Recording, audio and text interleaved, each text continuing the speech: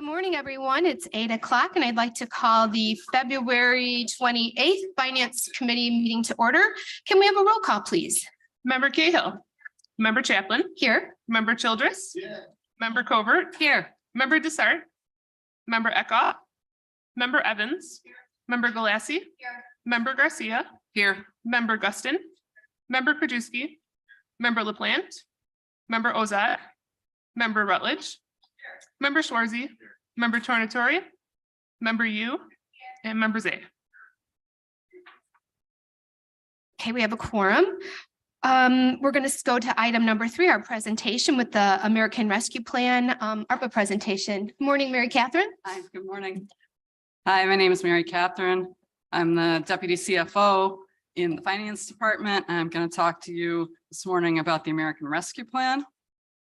Next slide.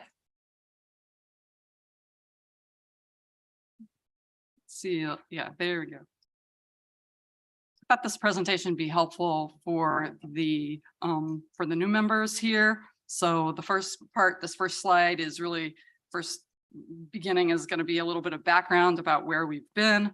Then we're going to talk about where we are for the whole group. And at the end of that, we're going to try to recap with how much money we have left. That's always one of the biggest questions that we get going forward. And at the end, we're hoping to take some questions. Next slide. Another slide. Okay, where we've been. Let's back up a second. Yeah, there we go. Okay, ARPA overview.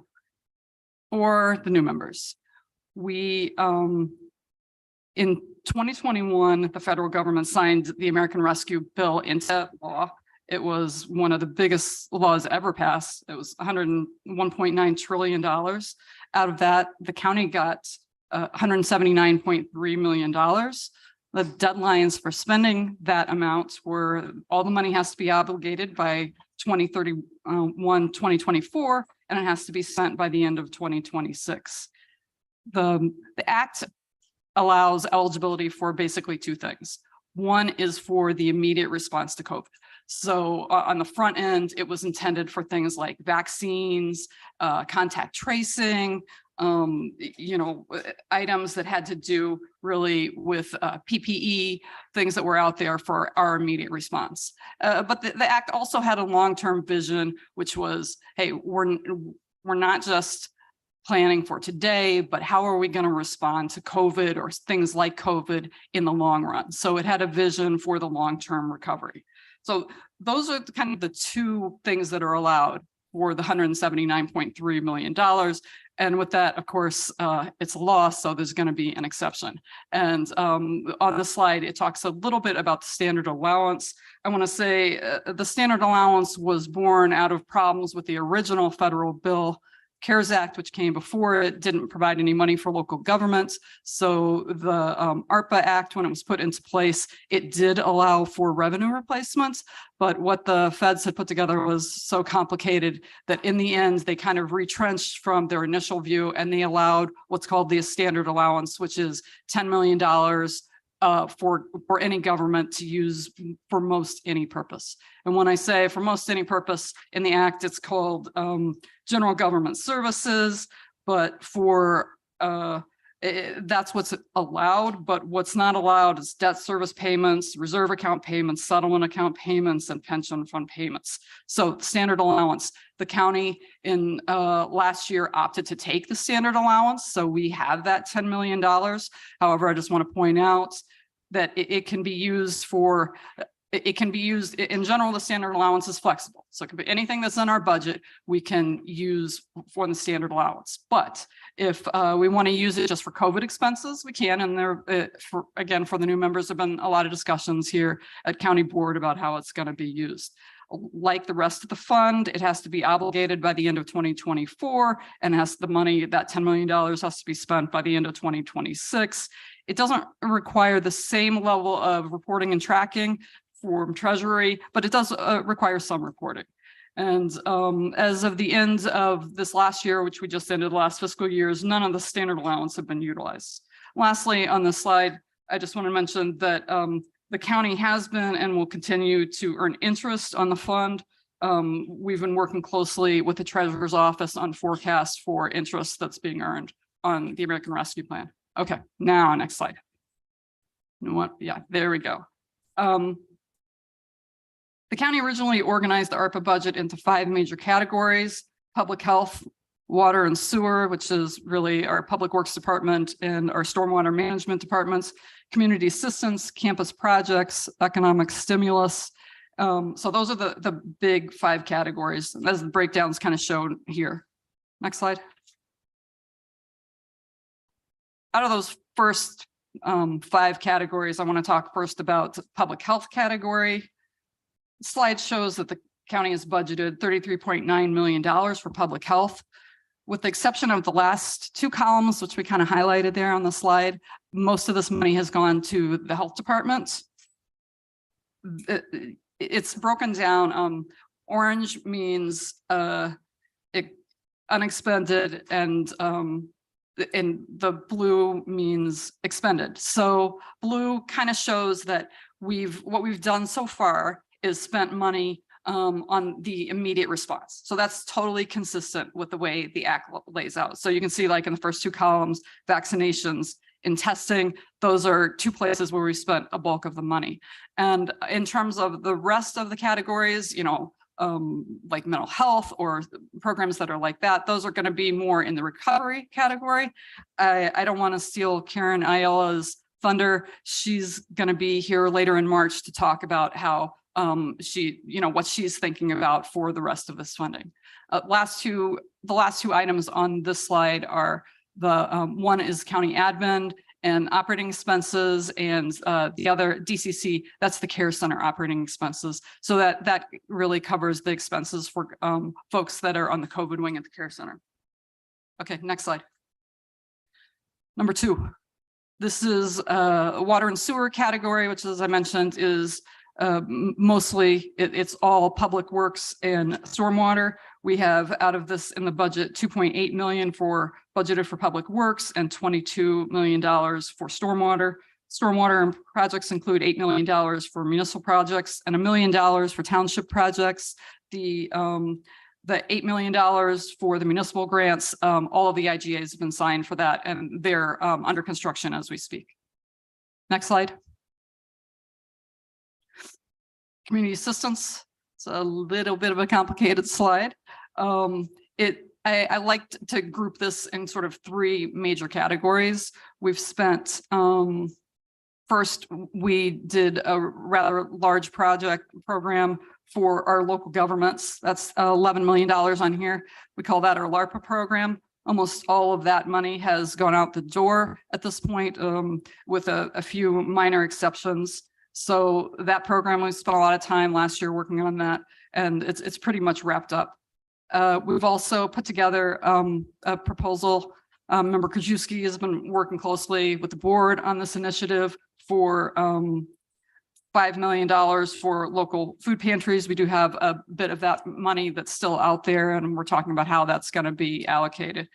This category also includes $10.6 million for DuPage Foundation grants, and $2 million for DuPage pads.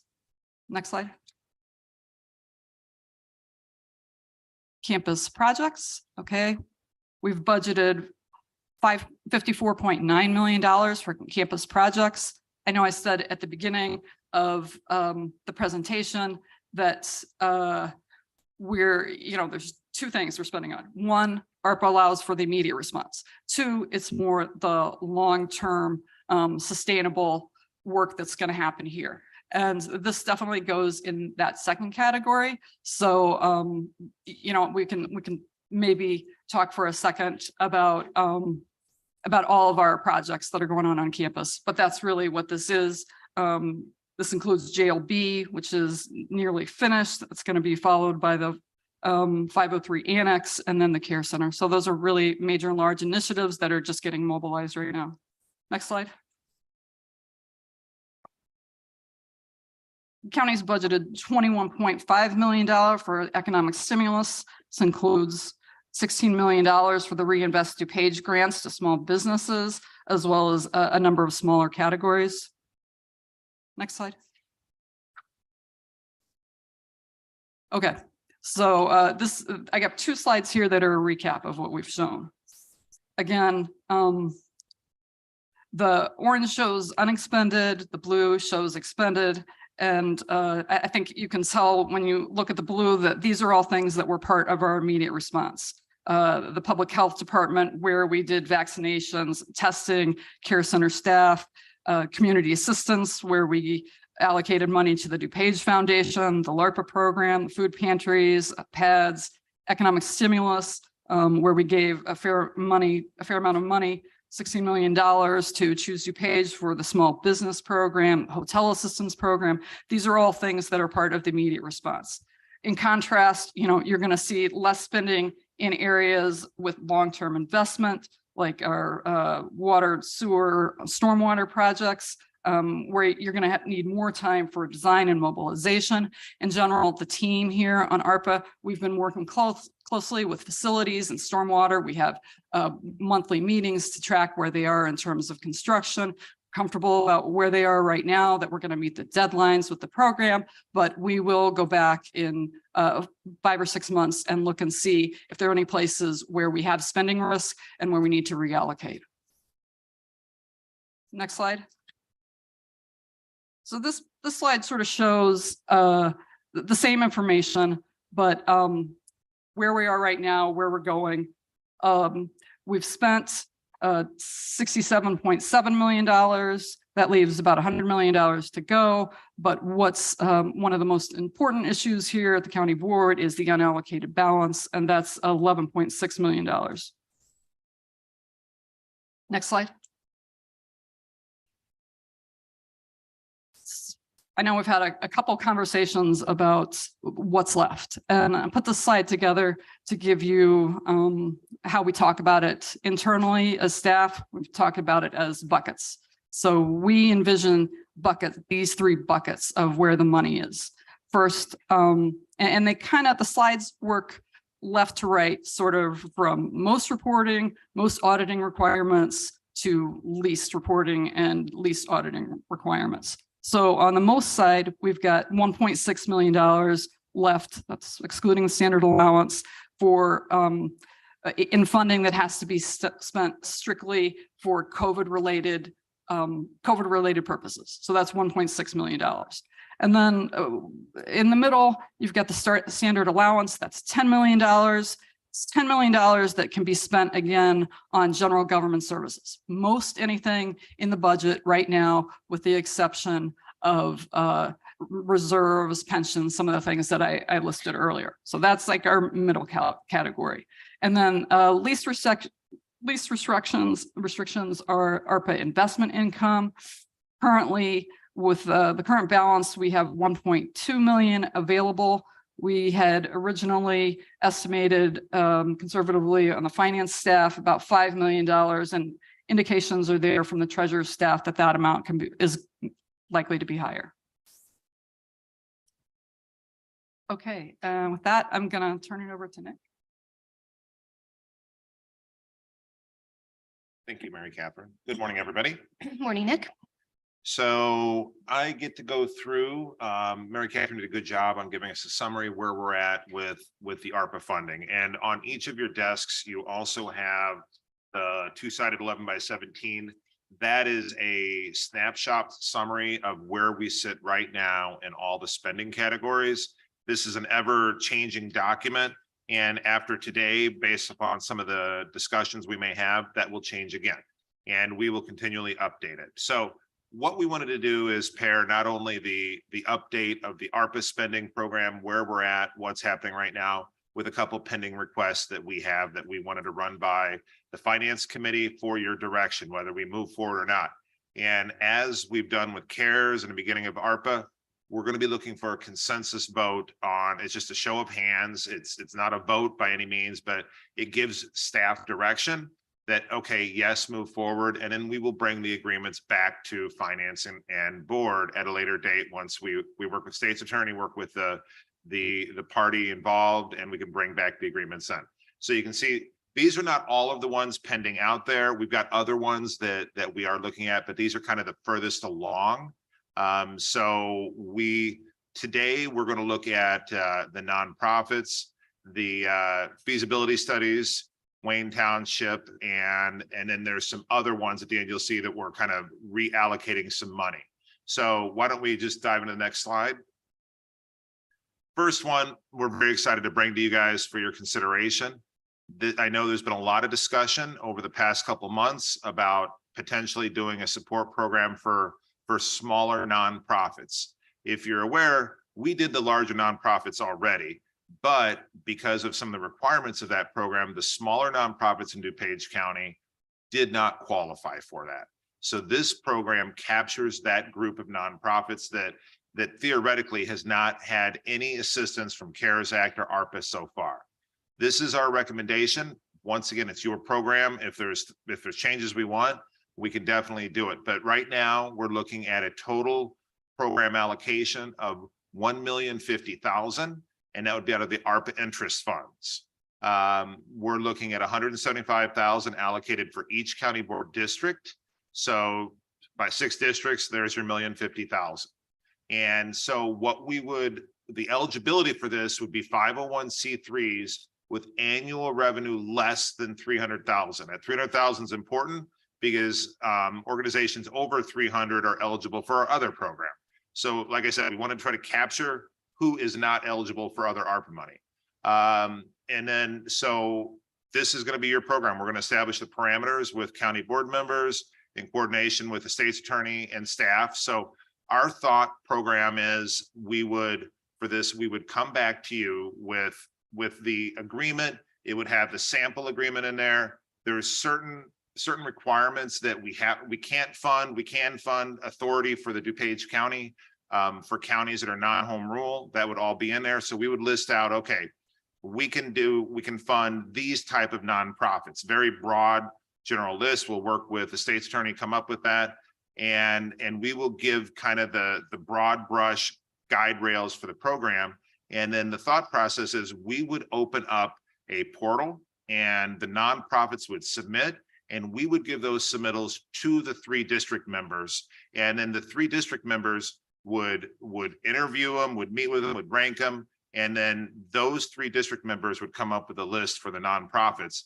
And then what we're thinking is it would go through health services, that committee, and then being under 25,000, it would only go to committee, but the overall list would be then approved by human services. And then at that point, we can administer the money up to 175,000 per district. Once again, maximum grant less than 25,000.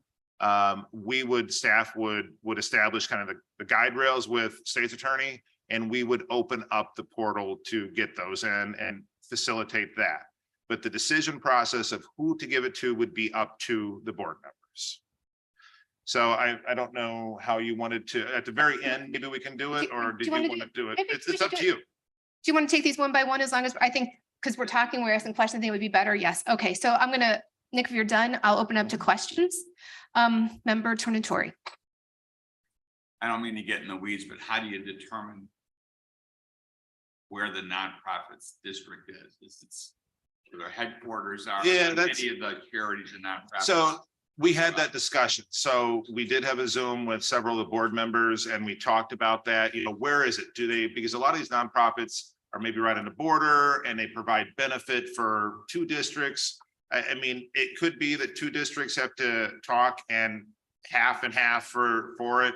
It really, for the very small ones though, the footprint is smaller, obviously. So it may very well go over multiple districts. And then the district members may have to get together and say, okay, we're going to give 12.5, and then this other district's going to give 12.5. So there will have to be some coordination. Well, I think, and again, I don't mean to get too picky here, but is it where the members of these nonprofits are? Is it where the beneficiaries of the nonprofits are? If I've got a 501c3 that's located in Bloomingdale, but has members from throughout the county and distributes throughout the county, and that includes all 6 districts, am I supposed to sit down with 18 people and figure out how we're gonna do this? I mean, I think we should have some specificity, at least for the initial determination of what district it is, whether it's where their headquarters is, or, you know, their home office, the mailing address, something just to give some clarity. Otherwise, I think this is Absolutely. gonna be And the proof will be in the details as we develop this with the state's attorney in conjunction with the members. But your point's well made. okay, thank you. Thank you, Member Tornatori. Member Desart. Thank you. Two questions. First, because this is ARPA interest money, and not direct ARPA funds, are the parameters wider as to what the nonprofit can do with the funds? So the reason why we picked interest is twofold. This absolutely qualifies for ARPA funding. But with ARPA funding comes substantial reporting requirements for those nonprofits. They might not be advanced enough to provide the paperwork we need. So that's why we went into interest. So the downside of interest is that the ARPA goals are to the side, and now what's governing interest are the county state statutes about what you can fund, but it's fairly wide. That's why we're doing it in interest, to give them a break for reporting, because that's been the biggest complaint by the smaller companies is the reporting requirements are a little bit overwhelming. So we're hoping to scale that down dramatically, but with the interest, they have to meet the standards set forth by the state constitution with what our goals and directions are as a county. Okay, thank you. My second question is, how did we come up with the guardrails that the maximum grant can be $25,000? Because what if we decide as a district that there's a nonprofit that we really want to make a meaningful donation of, say, all of it, or half of it, or a third of it? When I say we haven't even come up with guardrails, this was our first thought, is to keep everything at the committee level. But if the members want to award higher than that, I mean, that's your discretion, and we can come to finance and board. I mean, that's completely your discretion as board members. Okay, all right, thank you. Thank you, Member Desart. Member Zay. Thank you, Madam Chair. And I think we were concerned about, we used to do the $1 million in the community services grant, which we got rid of when we made that deal with DuPage Foundation. I think we're worried about these smaller charities and organizations that we're getting 10,000, 15,000 a year, that no longer we're getting it. And it doesn't seem like a lot, but that these smaller organizations, $10,000 or $15,000 was a staff person or something, or a volunteer or something they had. So again, I guess it's up to the district. If it's a bigger number, I mean, of course, those people can apply to the DuPage Foundation.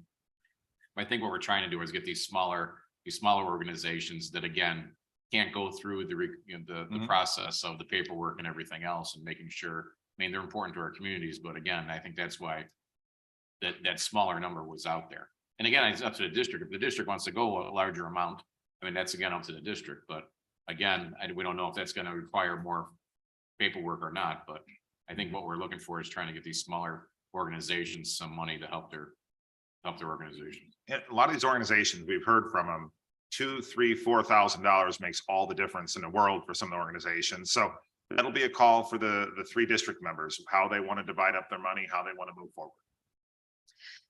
Member Krajewski. Yeah, 2 things. I would just say if it's, you know, they're under 300,000, so big grants probably not gonna be available. But if somebody wanted, the district wants to give them 30,000 or 35,000, I assume they could just do that. It just have to come to full board. Yeah. It would just, instead of just being approved at committee level, it'd have to come through the full board, and if the support say that's fine. Since we're sort of on this second question falls a little bit into this, it was more related to the last presentation we had. DuPage Foundation, most of the stuff we gave out, we get the receipts and then we pay it. Did we just write it, because it says on here the full amount's been expended? Did we just write a $10.6 million check to the DuPage Foundation? Yes, we did. So they gave out a little bit of money in June, and they gave a little bit of money in like October. They still have all this money, so they're earning all the interest on that money. I'm gonna defer to Mary on this. And I mean, everything else, we're owning the interest, and so they're gonna own or make all the interest on that money. They have distributed over 5 million of the 10.6 Right, million. yeah, So it's yeah. more than a little. Well, I mean, it's more than half, but yes, But they We got the did- check back in July, right? Because they gave out some in July, they gave out some in like October, and they still are sitting on $5 million. That's correct. Even 5 million for I 6 months is 100 grand. Let me circle back to their finance person. I'm not sure what level of investment they've made with that because they wanted to be sure that they maintained that principle. So it's, Understand, but I have to check. I can't answer on their Bank on their balance sheet behalf, can give but I'll certainly get that information. 4%, but I would say that interest, it should be ours, and we should be able to give that to more charities. Of our picking or of our, through our program here, but that seems like an awful, I don't know why we did it for them, but nobody else got the money up front. And that's a lot of money to earn interest. And then did they have to turn in time reports and everything like hotel monies and so that 600,000 is a pay as you go, or they get automatically 600 grand to administer the program They have to show receipts for those expenses. for the They have- 600,000. Right, that's part of the reporting. Is that correct, Mary Catherine? Yeah, they do have to show. So if it's under 600,000 to administer that, then there's additional money that we have available either to give out. To more I think that charities. would be their intent, certainly, yeah. Well, it'd come back to us, right? I'll have to look at the agreement. Okay, because I know that's how we did it for the other ones. And we, Their mission, the organization's mission is to invest in DuPage nonprofits. So if there is unexpended funds, it would absolutely go into other grants, whether or not it comes back to us. I'd have to look at the agreement. because with Choose DuPage, they had a cap. And with the Right. DuPage Visitors Bureau, the cap was 100 grand. So I assuming the cap here is 600,000, doesn't mean they're going to spend it all. Right. Because neither one of those other two we gave out spent it all. All right, I just curious why we gave them all the money for the interest and why we don't get it. Let me look at that agreement again. Can I just bring up an issue on the 25,000? I completely agree that it's completely up to the board, how they want to allocate it. However, I think we should have a number in the application so that organizations know what is the maximum amount they can apply for. Because if you don't put a cap on it, you'll get applications all over the board. So nonprofits typically like to have an idea of what is the maximum amount they can apply.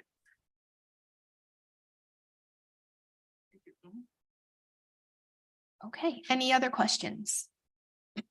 Okay, seeing none, how does the board, members say? Oh, okay, yeah. So, can I have a show of hands of who is supportive of this initiative?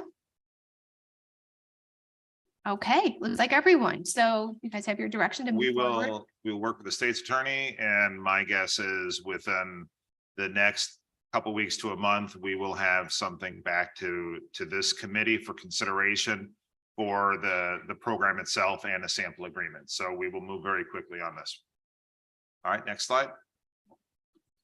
Next one that we're looking for direction on would be a $270,000 total allocation that would come out of the original ARPA, because that would definitely be for tourism and marketing, which is allowed by that and what we're recommending. And we've kind of talked to a number of members. Out of that will be 2 large-scale studies to kind of give us a stepping stone forward, give the county a stepping stone forward. One would be on cultural amenities, one on sports facilities, and they would both be administered by Choose DuPage, but they won't do the report. They will hire a third party to do that. They will oversee that. There's been a number of reports done over the years for these sectors, but nothing all inclusive for the county. Looking at what are our current inventory of properties, a current inventory of amenities in these 2 areas. How do we market them? How do we increase tourism for them? How can we bring more people in DuPage County with that? And so our thought process is it's high time to look at us as one county, not just a certain region of the county, but we will gather all of those. And we've been talking significantly with Choose DuPage on that issue. And we think that having one report will allow us a springboard for whatever this board and the county decides moving forward. And so our thought process would be, like I said, 2 reports, total cost not to exceed $270,000 out of the original ARP. Okay, any questions, Member Eckhoff? Cultural amenities would be the theaters, the arts, all of that, have grouping it together, because right now you have reports done out there for just the Elmhurst area or just COD. There's nothing overall, and there's no uniform marketing campaign for the entire county, all of the amenities that we have. Yeah, could you use your microphone, please? This is just studies not to put on programs. No, this is just a study. This is a study to understand what we have and how do we maximize the value of those amenities. Member Desart? Nick, how do these studies meet ARPA guidelines? Does it fall under the economic development umbrella, Economic or do development. they actually meet ARPA guidelines Economic development and tourism. to do a study? Absolutely. All right, Yep. thank you. Member Guston and then member Evans and Covert. Thank you, Chairwoman. There are communities that have already done some of this basic analysis. And so will the company you hire be capable enough to reach out to those communities that have already done a lot of this legwork regarding this particular?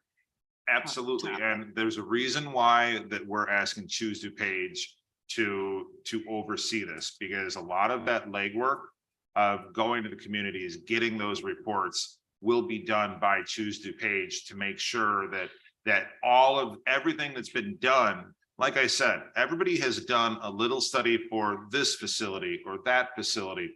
There's never been one done for DuPage County. And so it is a huge part of this that we gather and put our hands on every study that's been done. Great, thank you. Member Evans? Thank you, Madam Chair. I actually was, Patty read my mind, Member Guston read my mind, and I just wanted to make sure that I see a lot of crossover with the Visitors Bureau. Mhm. So there are past reports, but are they also going to Choose DuPage? I think they have a great relationship with the Visitors Bureau. So I just wanted to make sure that this is also cooperative in real time. Without a doubt, the success or failure of this is how many partners we have and who's involved. The more people that we have involved in this and, weighing in and looking at it, the more successful it becomes.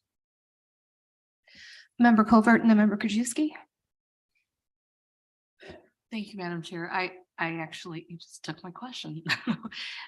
Thank you. Do we have any numbers from the past of how much revenue certain type of cultural programs or arts programs brought in to the county?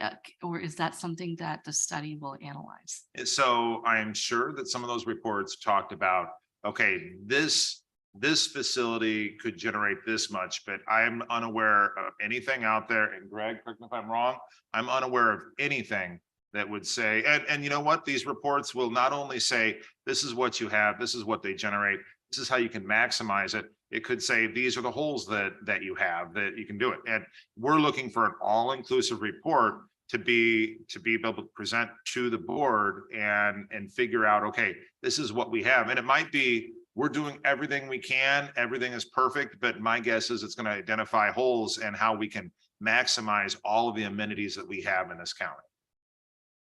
And I think it's a great idea to look at other studies so we Mhm. don't reinvent the wheel and see how they did in the area. So I think that's a great idea. Thanks. Agreed. Thank you, member Covert. Member Krajewski? Yeah, thank you, Nick. Well, I think there's probably a lot of other studies out there, but I don't think they're gonna be like the study that we're looking to do here in DuPage, because we're looking at having the facilities that are gonna really bring in the travel on the sports side, the travel sports teams. So we don't have very many facilities here in DuPage. We have small ones that we hodgepodge together. So just since your kids play baseball, I know the gyms do. So it'd be like, something like Indianapolis has or Cedar Rapids. I mean, those are the two premier Midwest areas for baseball complexes with the AstroTurf that you can play with in the rain, et cetera.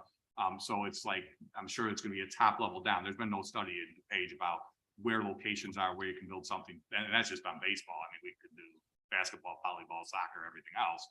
So it's going to be a complete study of where the land's available, where these potential complexes could be put. Then you get into the step 2, how you're going to pay for them and et cetera. But I haven't seen a study like that done by any community or anything. These are like, and we have had some reports, and you'll see some probably come through Lynn's Economic Development soon with the natatorium. But like when the Ryder Cup came here or the PGA tournament at Medina, we've got reports saying this is how much money it generated. by having that event here in DuPage. And I think we probably have one for the bowling tournament here. We're gonna get some from the auditorium now with these big national events that they brought in with the hotel rooms. It'll say this generated X amount of dollars paid. So I think this report that's gonna be done is gonna be much more expansive than anything done in the past. And that was kind of the genesis of this. I've been working close with Member Krajewski on it. The West Mountain Auditorium, we met with them early on, and through a little bit of assistance, a little bit of marketing, they brought in just a whole number of international events and the number of hotel stays that they generated in our county. And not only the hotel stays, but you've got people with the restaurants buying, visiting.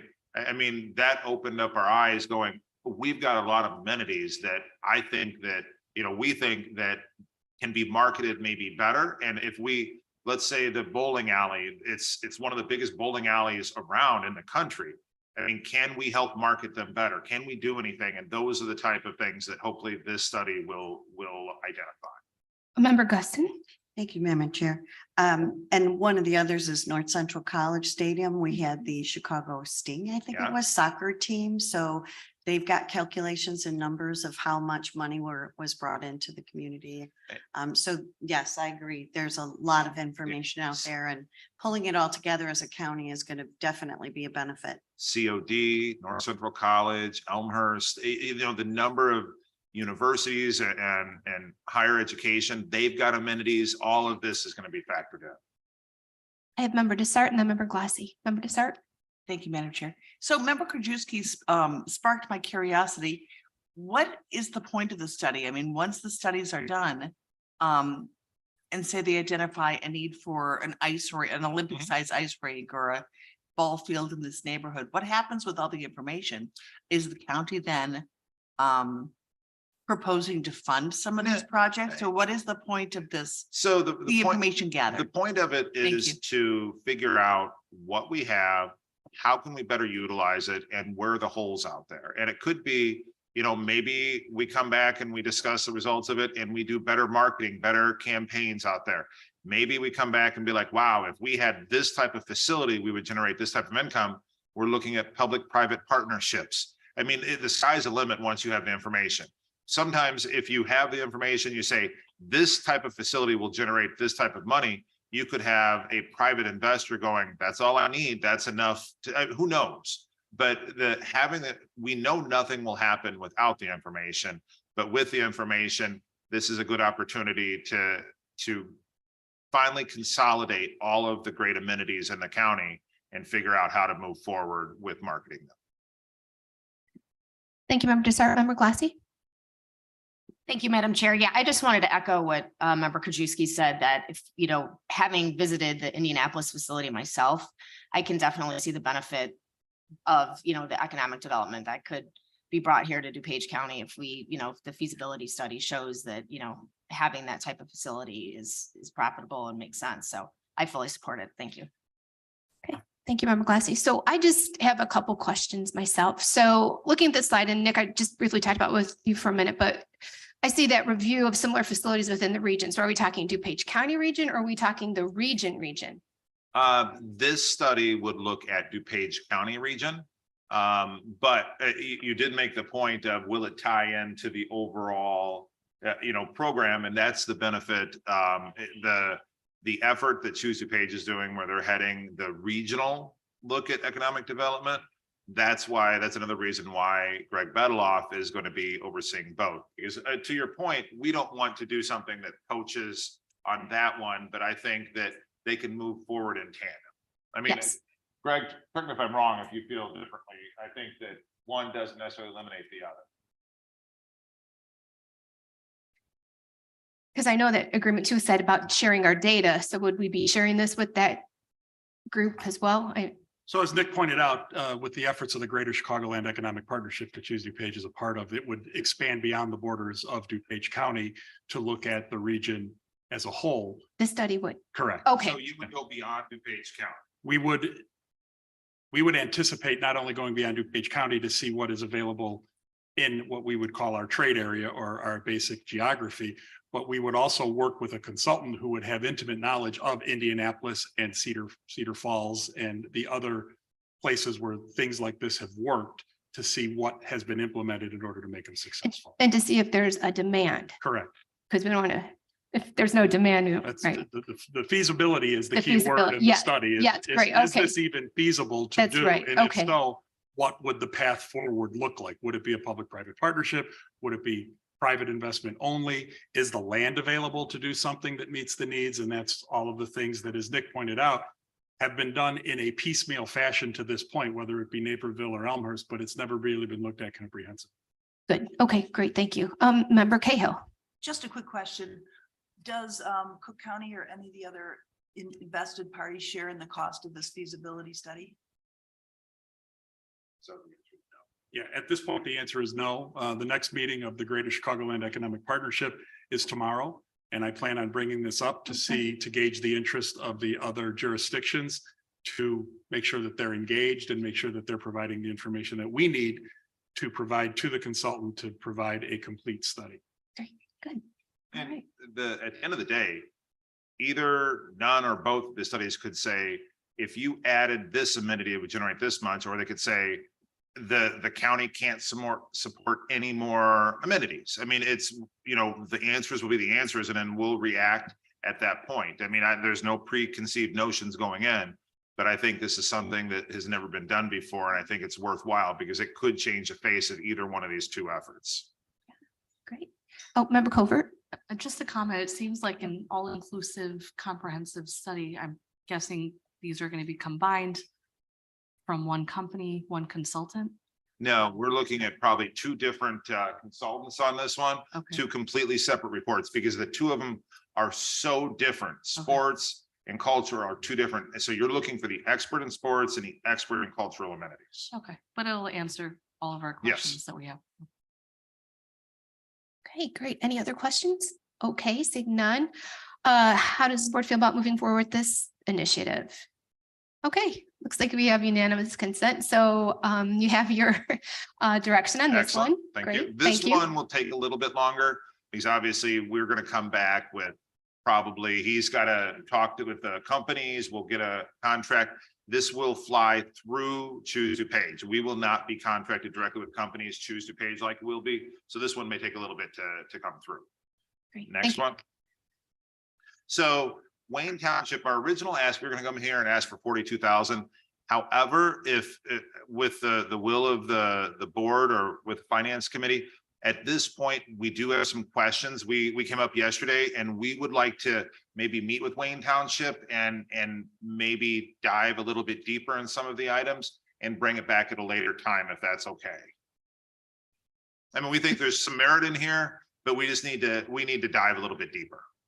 Yeah, is everybody okay with pulling this for today? We'll bring it back with other townships later on. Okay, yep, great. Okay. Thank you, Nick. Next slide. This one is no new money. This is simply cleaning up existing money that we have already allocated. If you remember, we had quite a substantial allocation for cybersecurity. It's been very beneficial. I think we allocated about $1 million for cybersecurity for everything. Since we have allocated it, there has been additional guidance by the feds on where it should be. So we would like to move cybersecurity from the original ARPA to the $10 million bucket that Mary Catherine talked about. It's like I said, it's just it'll open up some ARPA money and it'll close down some of the 10 million. But we think that given the guidance that we've seen, it would be a safer approach from an audit standpoint. Same thing with the prepays. We originally, we had that in the ARPA. We would like to put that in the interest. And it's about 477,000. That's based upon some guidance we received. Once again, no new money. This is simply reallocating it within what we have. And I will tell you that we have enough interest money that we've generated that's sitting there right now to handle the small not-for-profits, the program for $1,050,000 and the prepays right here. And we do have enough money for that. And then there will be additional money after that in interest, but these are just two moving it around in the buckets requests. I have Member Guston and Member Krajewski. Member Guston, Thank you, Chairwoman. Cybersecurity, quick question. I mean, at the city, we had grown from 2 IT people to 30 something IT people. And the biggest issue was the cybersecurity portion of it. But do we have a mechanism in place where we evaluate the companies that provide the programs and the oversight for cybersecurity within the system?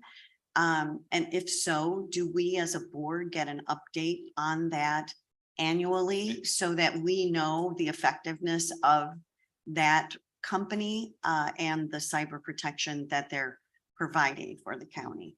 And I know enough to be dangerous here, but if it goes like Anthony's here too, but I can tell you Sorry, Anthony. that that our efforts before cybersecurity was not something really thought about a lot previously. But over the last couple of years, and especially since Anthony came on board as Director of Information Technology, we have taken it extremely seriously. And the efforts and the expenditures, it is a multi-layered approach. We have outside companies stress test, and over Anthony we have same thing with Naperville. Our staff has increased dramatically, and we have an expert on staff for just cybersecurity.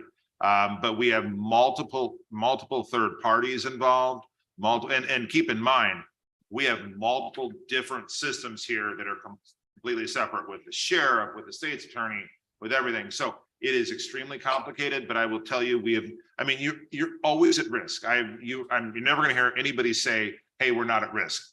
Everybody's at risk with we just saw in the news last night that a federal agency was hacked. But our goal is, and we've been very lucky, and that's through our staff and our third parties, but we would be happy to come to executive session and give a cybersecurity update to this committee. I think that's very, very helpful because private information does get leaked. I mean, my husband works for the federal government and his private information was obtained through the federal government system. So we really need to be on top of that. It changes so quickly. I can tell you that it is ever evolving, like you said, and we are constantly, and I don't, Anthony, if you wanted to say if there's anything I said is incorrect, or if you wanted to add anything, go ahead. Yeah, and if we could get an update and closed session, that would be helpful just to stay on top of it. Thank you, Anthony. No problem at all. So no, I think you hit all the correct points, Nick. Just wanted to let you know that we are actually working on an update in finance. Closed session will give you a lot of those details. So we'll answer all your questions plus a lot more in terms of what we've done since we started. We actually have a cybersecurity action plan. Since we started the action plan, we'll go through it, give you an update on what we've executed and what we plan on the next year or so. Okay. We have made very good use of the ARPA money for strengthening our systems and hardening our systems here at DuPage County. It has been seriously a godsend for doing that, because we had no idea how vulnerable we were until we fixed everything. Thank you, Member Guston. Member Krajewski. Sure. While you're working on those cleanups there, Nick, why don't we just, that $10 million that we heard about that's sitting in there that can be used for almost anything, but it's got mid-level reporting much more than interest, but it has to be used by 2026. Why don't we just clean that money and just pick something, pay for it, and then we have $10 million and we don't have to see slides anymore about it's. You don't like our slides? No, but what we all talk about, it's got some restrictions here, a little bit of this, a little bit of that. Just pick $10 million of the expense that we have and just use it for that, and then we have 10 million sitting reserves wherever in another bucket, and we just take it out of here, and we don't even have to. So I will tell you, we don't have to talk about it anymore. And a big portion of this, and once again, I don't want to. Karen Ayala and the health department's working about it for their new mental health initiatives over there. And a portion of that 10 million will be asked for. And then after that, I think that we have that discussion. Okay, where do we sit? What's happening? And so maybe in like a month or two, we come back and say, where do you guys want to move this? Let's pay this off and free this up over here. You can use the remaining part of the 10 million to pay off something in the budget, and it opens up the budget then for you as a finance committee to decide. Absolutely. And I would say step one is we hear from Karen with her initiative, and then we see where everything's left. All right, thank you. Thank you, Member Kajewski. Member you. Okay, thank you, Madam Chair. So actually Anthony had answered my question originally because I was going to ask about what we've been doing with the 400K that was already expended and the cybersecurity action plan. So thank you for that, Anthony. But I actually do have another point. Speaking of security, this is a completely separate thing. So I don't know if you want me to wait till the end to bring this up for discussion or. Go ahead. Okay, so We're talking now. Go ahead. I recently toured the family center and I noticed that while it is really welcoming and really beautiful and very well done, I did notice that security wise, it doesn't have a lot of security. And because I'm a domestic violence and family law attorney, I think it really hit me that these are families that are coming that are truly in very volatile circumstances.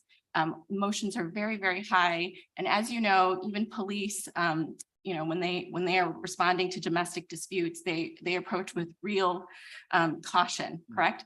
So I would really like to see if we can bring up for maybe future discussion or something, because the family center, they handle neutral exchange, they handle supervised parenting time, they handle mediation, and again, there are no magnetometers, and I understand that, for our judicial center, this is a recent addition where we have security, we have these magnetometers, but for whatever reason, the family center was not included in that.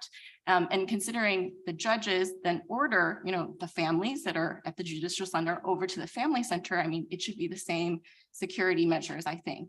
So one thing I would say is, we will definitely look into it, but I would say let's not go too in depth on security measures and open session. But I'm happy to do that. We'll meet with Keith Briggs, our Chief of Security, and we will meet with that facility to see what their needs are, and we will definitely get back to you. And we can definitely we are actually going to have an executive session for security, and we can add that to the plate as well and talk about that. Okay. We are planning that in the next, say, month and a half, because we're making a lot of improvements here too. We wanted to report to you. And so we will add that to that slide deck. Thanks very much. Thank you. Slideshows. Thank you, Member you. Okay, so any other questions on this initiative? Do we have consensus to move forward with this? Looks like we do. Yes, so, okay, great. That is the end of Mary Catherine did a great job on a presentation. That's the end of it. But if there's any ARPA questions in general, we will, by all means. Member Schwerzy. Oh, your mic. Going back to the Wayne Township Road District, I guess my question is, what are your questions? It's my understanding that they originally put in for this exact bid, but then they had to pull part of this off due to lack of being able to get contractors out there to give them the appropriate bid. So the questions, and I can definitely go through it. So the questions originally, they came in for 50,000 for office reconfiguration, office, basically spacing and distancing for that, which is absolutely allowed, right? And their original LARPA submittal was talked about the office reconfiguration 50,000, and we gave a tentative nod. Then they came in and their quote for the wall, the divider, was like 11,000, which absolutely qualifies, right? They recently, a couple days ago, came in for a backup generator and a roll-up door. That's not quite and so we need to figure out exactly where they're at and how they consider that office reconfiguration. And so will you bring this back at a future date? Absolutely. We just need to meet with them. I mean, I was hoping to kind of go through this and meet with them and figure out what their thought process was and where they went through. By no means are we saying there's other ones out there too, other ones that were in a process. I mean, I'm working with a conservation foundation on one, whether we come back or not, we'll come back. So it's just a future date once we get things lined out. Thank you very much. Thank you, Madam Chair. Thank you, Member Schwerzy. Okay, so thank you, Nick. I think that concludes the presentation, right? All right, great. Okay, thank you so much. We move on to number 4, public comment, and I'm advised we have no public comment this morning. I have no chairwoman remarks, so we move on to the approval of the minutes. Can I have a motion on the approval of the Finance Committee regular minute meeting notes from February 14, 2023. I had a motion by member Zay and a second by member Guston. Any discussion on these? All in favor? All opposed? Oh, I'm sorry. Was that member Tornatori that? We'll give it to member Tornatori. Okay, those are all in favor? Opposed? The motion carries. We move on to budget transfers. Can I have a motion on FIR 008723? Member Chapman, Oh, yes. I have to do a discharge of committee. Oh, go ahead. I'm sorry. Go ahead, Brian. I'm gonna move to discharge the following items within FIR 0087-23 from the following committees: the Human Services Committee for budget transfers regarding aging case coordinator, unit grants, U.S. Treasury, Emergency Assistant Fund, and employee benefits, the Judicial and Public Safety Committee for the budget transfer regarding MI cap, and the Public Works Committee for the budget transfer regarding water operations. Do I have a second? Okay, all in favor? Okay, opposed, motion carries. Now I move for FIR 0087-23 budget transfers from various companies and accounting units.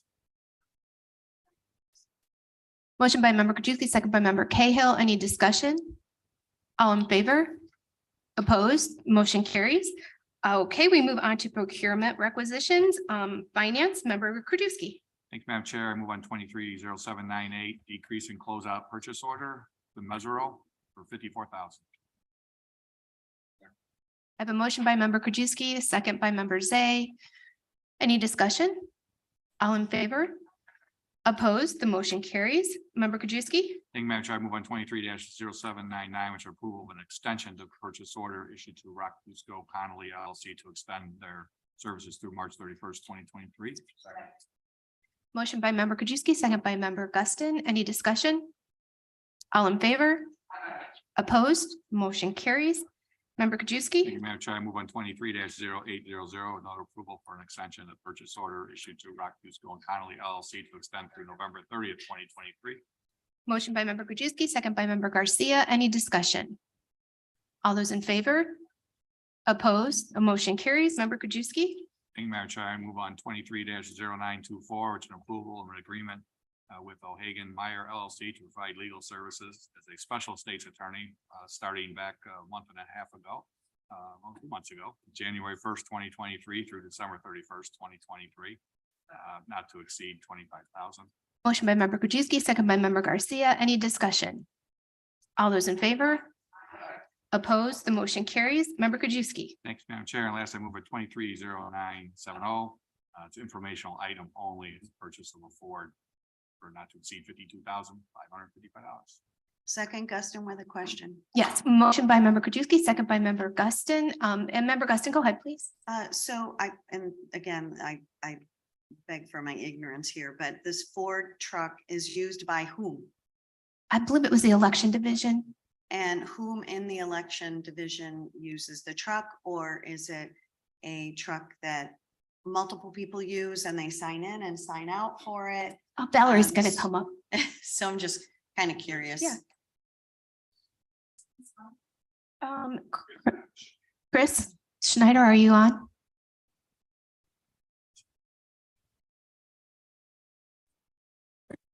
Yes, I'm on. But in terms of, so this is a vehicle assigned to Election Commission. But in terms of, I would defer to actually the Election Commission to respond to how they use it, who uses it, whether it's time of year reflecting time of year, associated with election, specific elections and moving equipment around. Okay, thank you, Chris.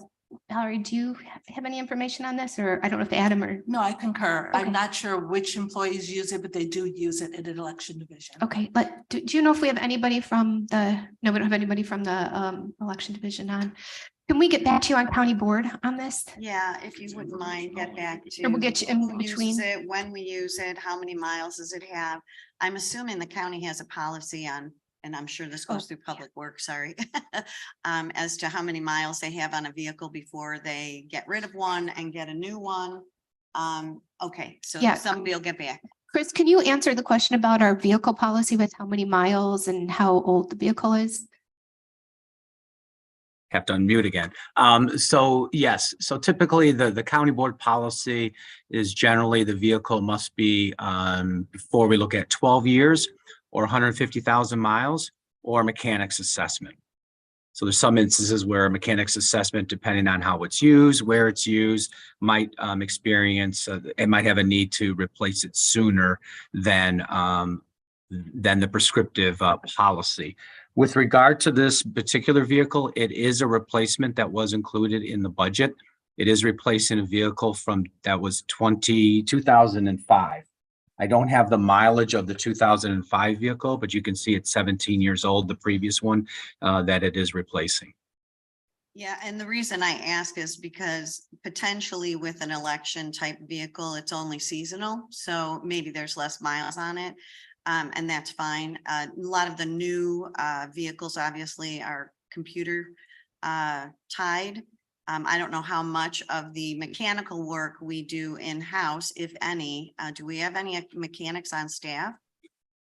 Yes, DOT is responsible for all maintenance of both county as well as elected official vehicles, except public works. If I recall broad numbers, we're probably talking 400 vehicles that we're responsible for. We have our own fleet maintenance department in DOT. Great. Okay, thank you. Yeah, if I could just get the data on this vehicle and Sure. the use, that would be great. Thank you. Thank you, Member Guston. Member Krajewski? Do our elected officials even have to follow our county policy? Yeah. Does anybody know that? States, anybody? Do our elected officials have to follow our county policy? If I could answer from DOT. Procurement. If- Oh, Chris, go ahead.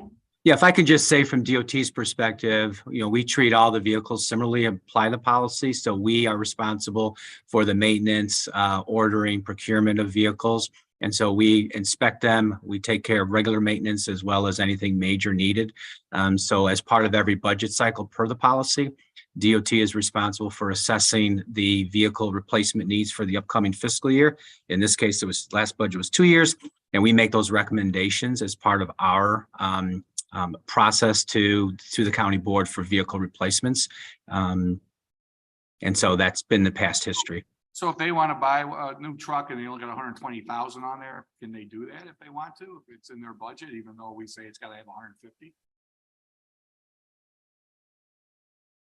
Well, I think in the past, the board is, if I recall, has relied upon DOT's assessment, both of mileage as well as age, but also mechanics assessment.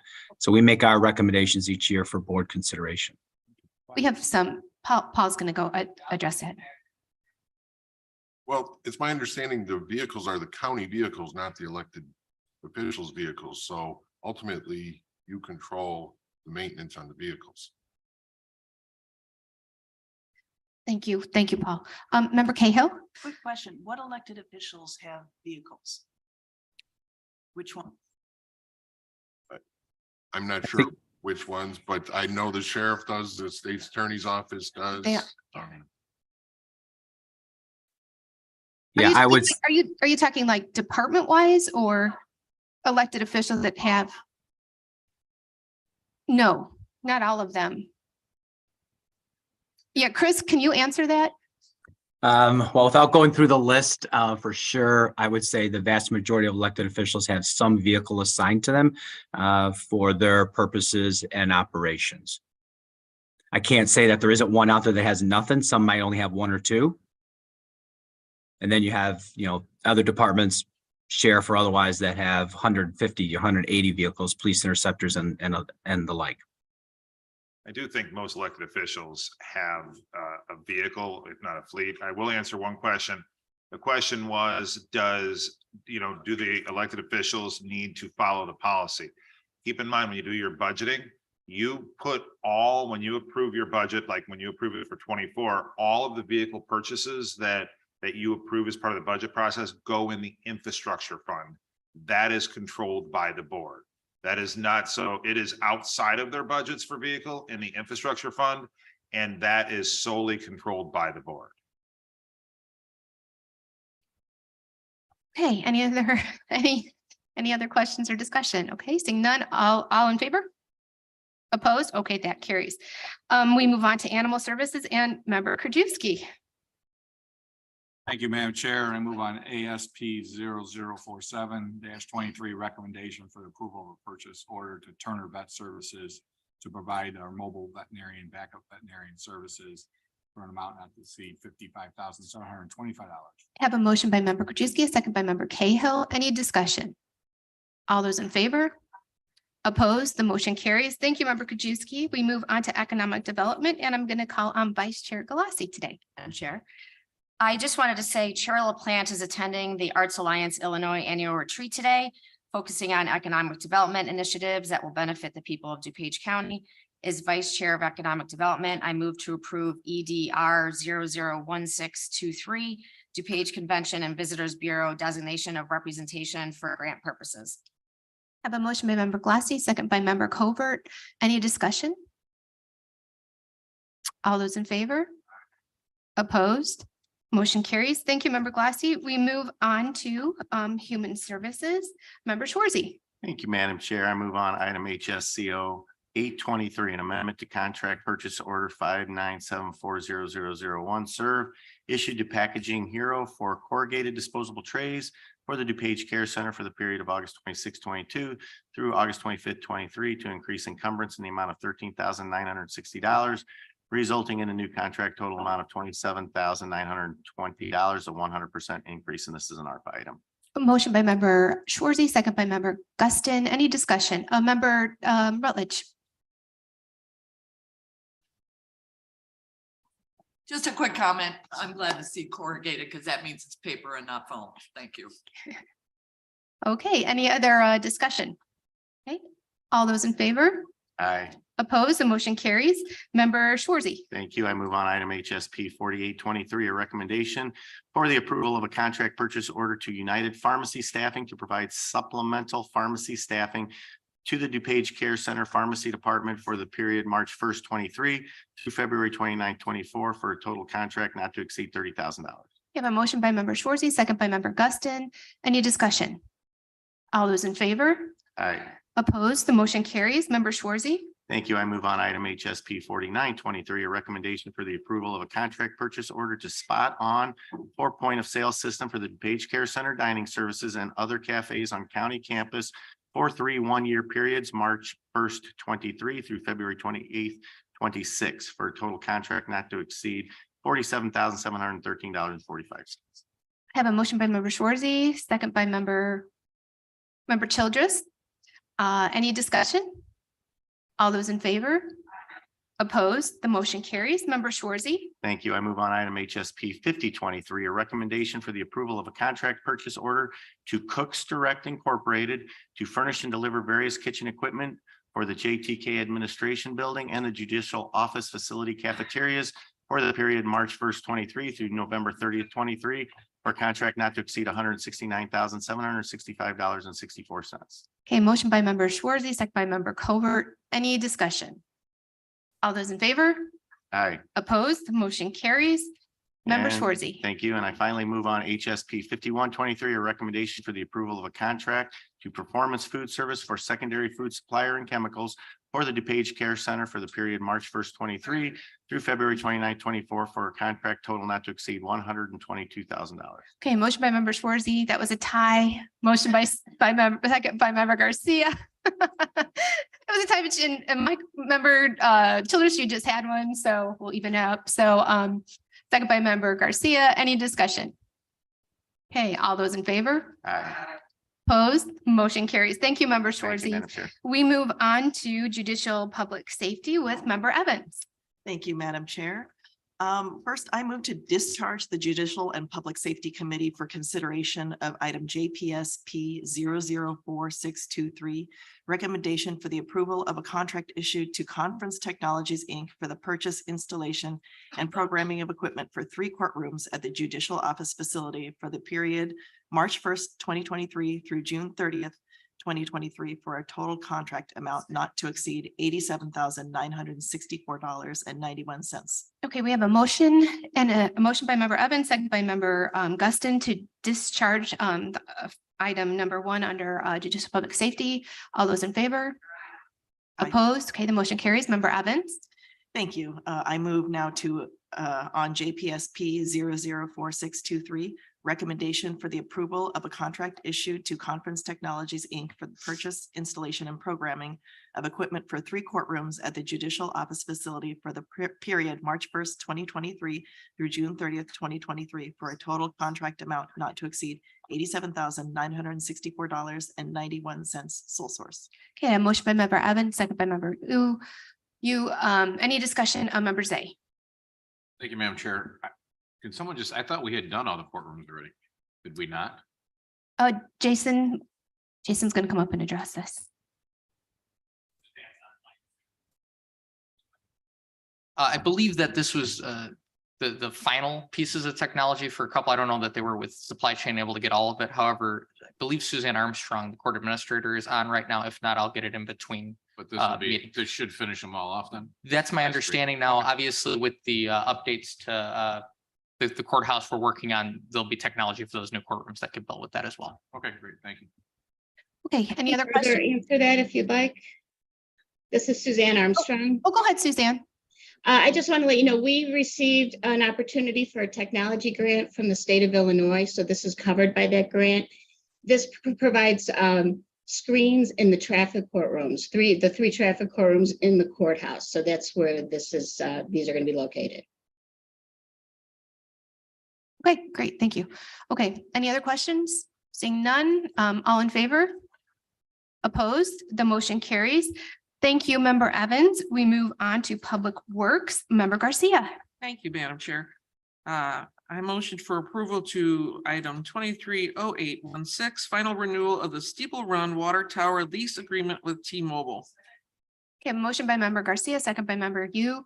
Any discussion? All those in favor? Aye. Opposed? The motion carries. Member Garcia.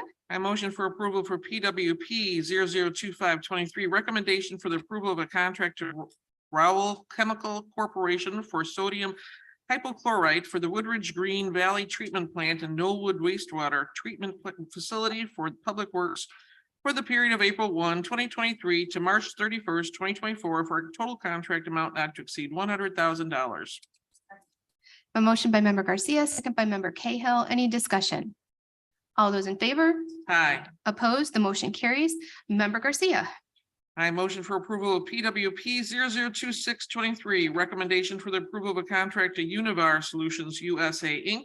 to provide sodium bisulfite to the Woodridge Green Valley Treatment Plant and Knollwood Wastewater Treatment Facility for Woodridge Public Works on an as-needed basis for the period of April 1st, 2023 to Woodridge 31st March 31st, 2024 for a contract total amount not to exceed $40,000 per most qualified offer per bid number 24105 PW. Have a motion by member Garcia, second by member Cahill. Any discussion? All those in favor? Aye. Opposed? The motion carries. Thank you, member Garcia. We move on to technology. Member Yu. Thank you, Madam Chair. I move to discharge the Technology Committee for consideration of item TEP 005123, recommendation for the approval of a contract purchase order to Shy International Corp.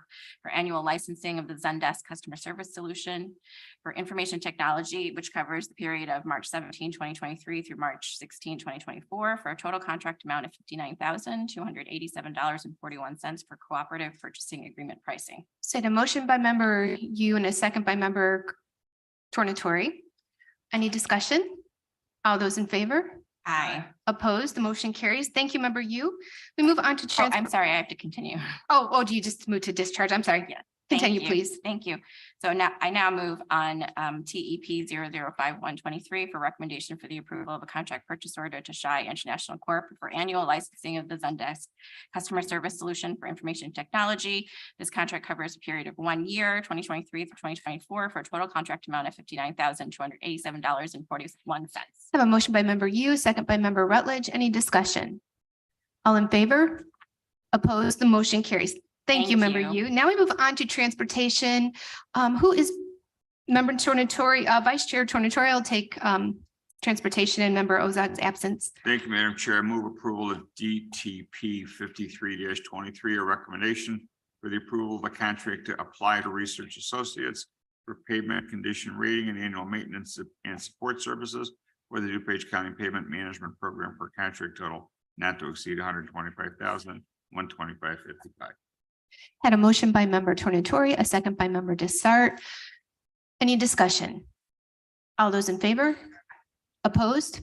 Motion carries. Member Tornatori. Thank you, Madam Chair. Move approval of DTP 54-23, a recommendation for the approval of a contract to Christopher B. Burke Engineering Limited to provide Phase 2 professional design engineering services for the flashing yellow arrow corridor project along CH 38 63rd Street from Suffield Court to Americana Drive for a contract total not to exceed $254,905.15. Have a motion by member Tornatori, a second by member Garcia. Any discussion?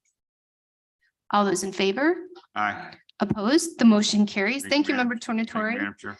We move on to finance resolutions and member Krajewski. Thank you, Madam Chair. I move on FIR 0077-23, authorization to transfer $169,766 in budget to general fund special accounts.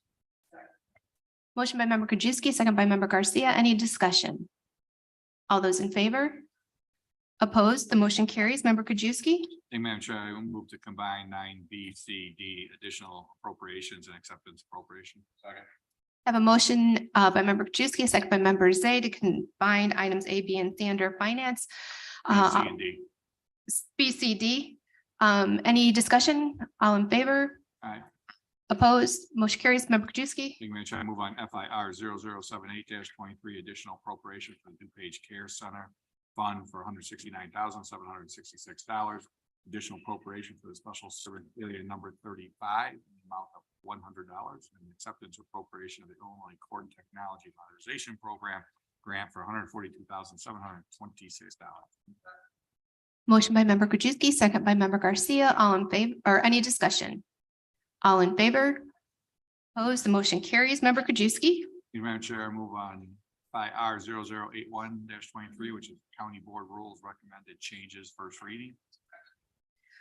Motion by member Krajewski, second by member Garcia. Any discussion? All those in favor?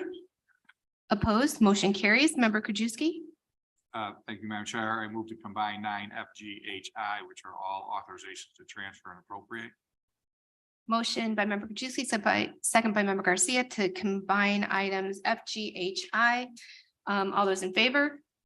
Aye. Opposed? Motion carries. Member Krajewski. Thank you, Madam Chair. I move on FIR 0082-23, authorization to transfer and appropriate 10 million in additional funds from the general fund to the county infrastructure fund. FIR 0083-23, authorization to transfer and appropriate 2.5 million in additional funds from the general fund to the building and zoning fund for fiscal year 2022. FIR 0084-23, authorization to transfer and appropriate $4 million in additional funds from the general fund to the county infrastructure fund for fiscal year 2022. And FIR 0085-23, authorization to transfer and appropriate 1.8 million in additional funds from the general fund to the tort liability fund for fiscal year 2022. Motion by member Krajewski, second by member Garcia. Any discussion? All those in favor? Opposed? Motion carries. Member Krajewski. Last, I move on FIR 0086-23, which is a revision to FIR 0466-23, compensation structure and wage adjustment guidelines. Motion by member Krajewski, second by member Guston. Any discussion? All those in favor? Aye. Opposed? Motion carries. We move on to informational. Member Krajewski. Thank you, Madam Chair. I move to receive and place on file informational items: A, payment of claims; B, appointments. Good. Yes. Do I have a second? Second. Motion by member Krajewski, second by member Tornatori. To receive and place on file informational items. Any discussion? All those in favor? Aye. Opposed? The motion carries. We move on to old business. Do we have any old business? Member Krajewski. Just one question, Nick, for ARPA here. You know, we have all the budgeted items and then what's been spent. I assume some of these they're not going to spend the full amount. At some point, we're going to have an update on what may be coming back.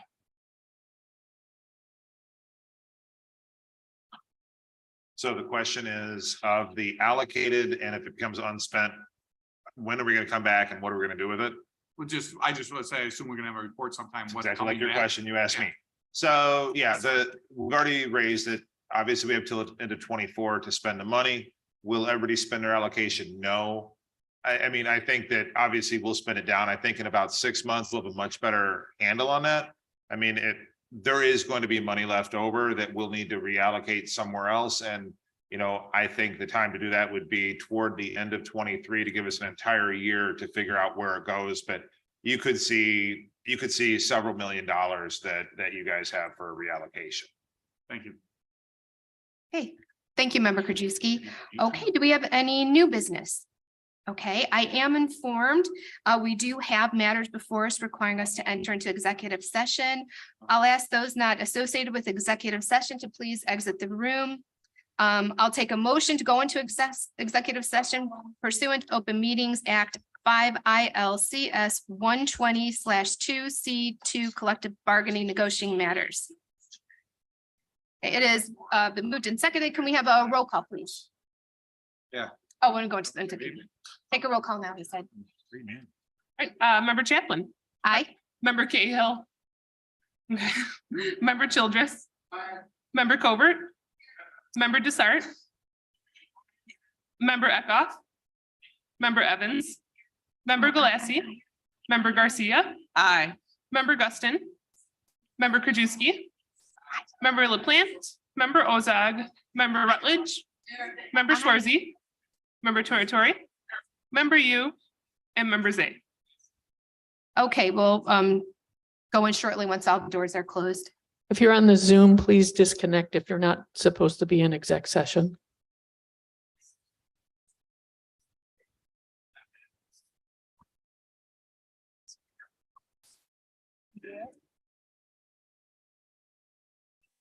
Should I say all those here, their eyes?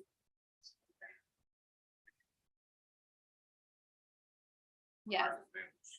Forum, yeah. Asking the promotion go into, it, right?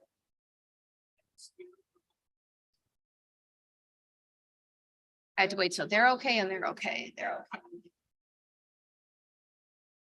okay. Good.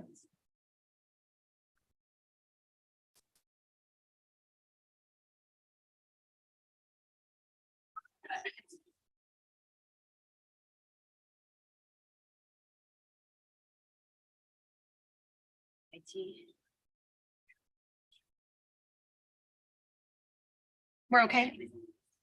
We're okay? The doors, everybody? Okay. Okay, can we have a roll call